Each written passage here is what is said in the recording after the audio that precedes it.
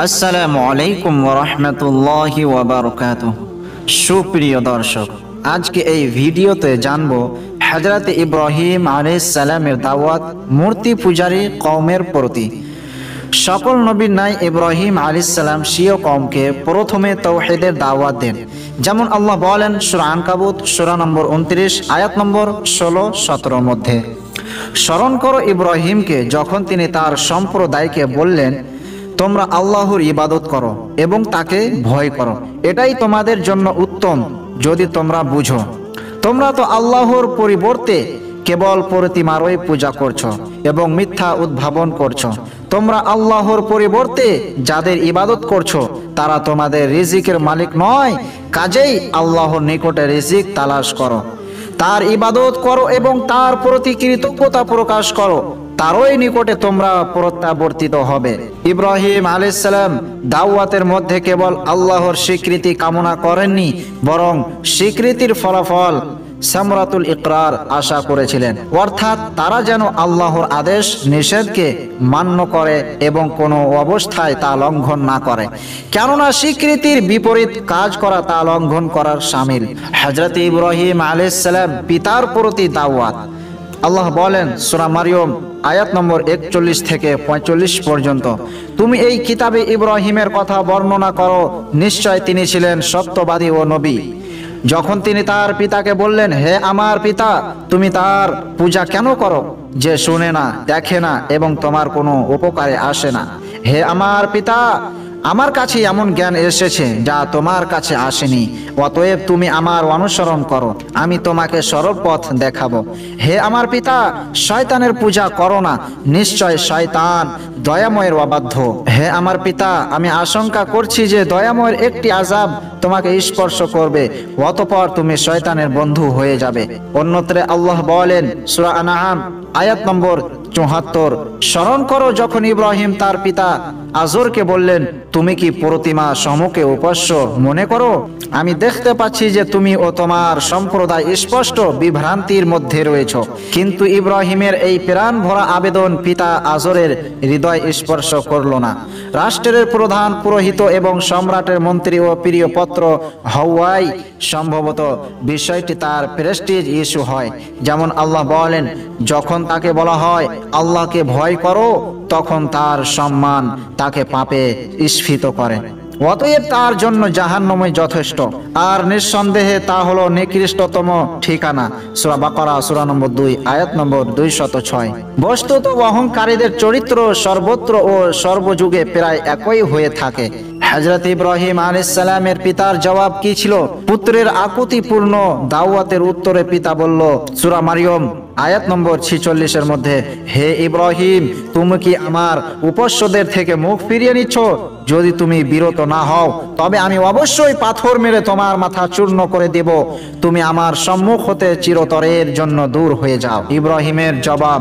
পিতার এই কঠোর ধমকি শুনে পুত্র ইব্রাহিম বললেন সূরা মারইয়ম আয়াত নম্বর 47-48 এর মধ্যে, তোমার উপরে শান্তি বর্ষিত হোক, আমি আমার পালনকর্তার নিকটে তোমার জন্য ক্ষমা প্রার্থনা করব, নিশ্চয় তিনি আমার প্রতি মেহেরবান। আমি পরিত্যাগ করছি তোমাদেরকে এবং আল্লাহ ব্যতীত যাদের তোমরা পূজা করো তাদেরকে। আমি আমার পালনকর্তাকে আহ্বান করব, আশা করি আমার পালনকর্তাকে আহ্বান করে আমি বঞ্চিত হব না। পিতাকে ও নিজ সম্প্রদায়কে একত্রে দাওয়াত। আল্লাহ বলেন সূরা শূরা আয়াত নম্বর 69 থেকে 104 পর্যন্ত, আর তাদেরকে ইব্রাহিমের বৃত্তান্ত শুনিয়ে দিন যখন সে স্বীয় পিতা ও সম্প্রদায়কে ডেকে বলল, তোমরা কিসের পূজা করো? তারা বলল, আমরা প্রতিমার পূজা করি এবং সর্বদা এদেরকেও নিষ্ঠার সাথে আঁকড়ে থাকি। সে বলল, তোমরা যখন আহ্বান করো তখন তারা শুনে কি? অথবা তারা তোমাদের উপকার বা ক্ষতি করতে পারে কি? তারা বলল, না, তবে আমরা আমাদের বাপ দাদাদের পেয়েছি তারা এরূপই করত। ইব্রাহিম বলল, তোমরা কি তাদের সম্পর্কে ভেবে দেখেছো যাদের তোমরা পূজা করে আসছো?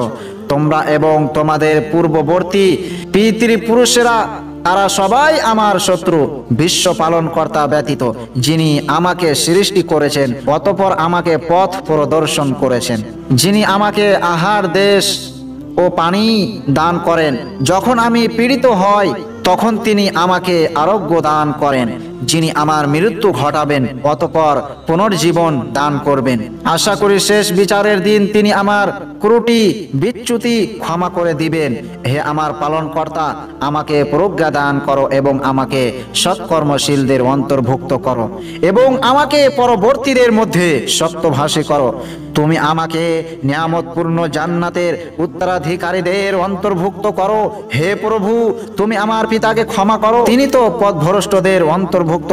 হে আল্লাহ, পুনরুত্থান দিবসে তুমি আমাকে লজ্জিত করো না, যে দিনে ধন সম্পদ ও সন্তান সন্ততি কোনো কাজে আসবে না, কিন্তু যে ব্যক্তি সরল হৃদয় নিয়ে আল্লাহর কাছে আসবে, ওই দিন জান্নাত আল্লাহ ভীরুদের নিকটবর্তী করা হবে এবং জাহান্নাম বিপদগামীদের সামনে উন্মোচিত করা হবে। ওই দিন তাদেরকে বলা হবে, তারা কোথায় যাদেরকে তোমরা পূজা করতে? আল্লাহর পরিবর্তে তারা কি আজ তোমাদের সাহায্য করতে পারে, কিংবা তারা কি কোন রূপ প্রতিশোধ নিতে পারে? অতঃপর তাদেরকে এবং তাদের মাধ্যমে পথভ্রষ্টদেরকে অধোমুখী করে নিক্ষেপ করা হবে জাহান্নামে এবং ইবলিস বাহিনীর সকলকে।